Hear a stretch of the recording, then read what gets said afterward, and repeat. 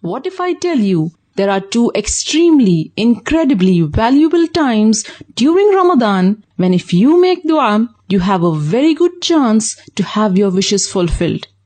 Wow. So listen up.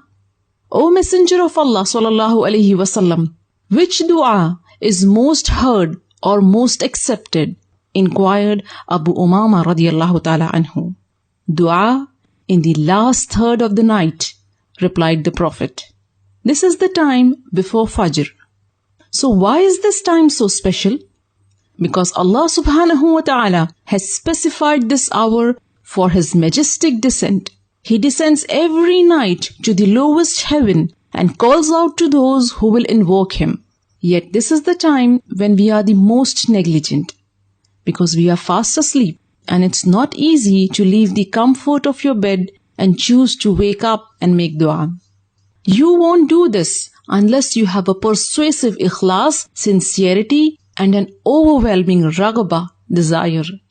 You won't leave your coziness unless you truly believe and are sure and confident that Allah will respond to you when you call upon Him at this hour. You won't leave your slumber unless you are truly sincere and genuine to get what you want. You won't leave your relaxation unless you are heartfelt in your tawbah and seeking forgiveness.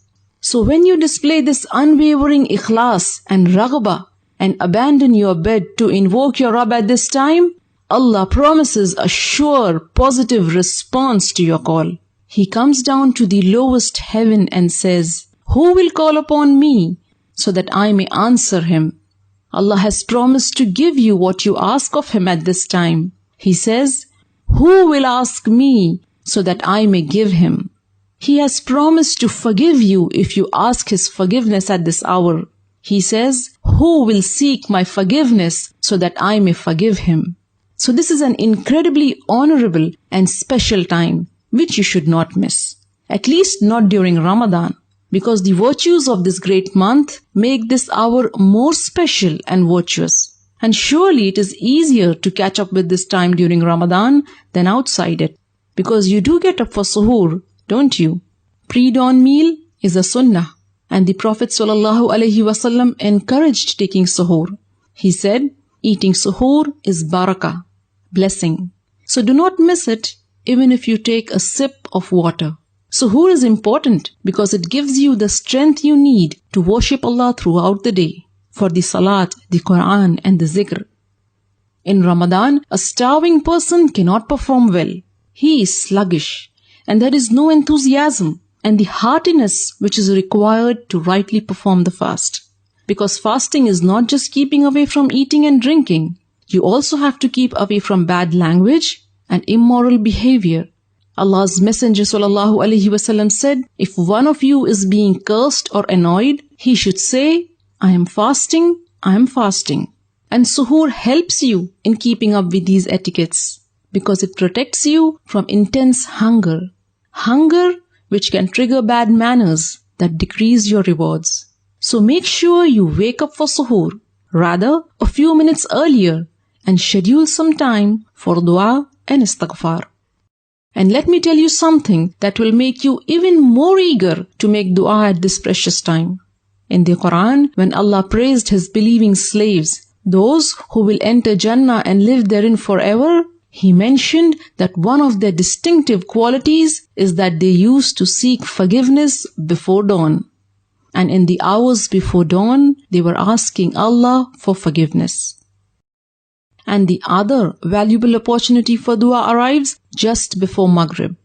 When you are hungry and thirsty and you feel your weakest, you realize how vulnerable you are, how weak you are without just the daily basic needs which Allah provides for you.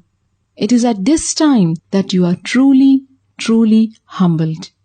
And the dua you make with this humbleness in your heart is more likely to be answered. But aren't we always too busy preparing iftar at this hour?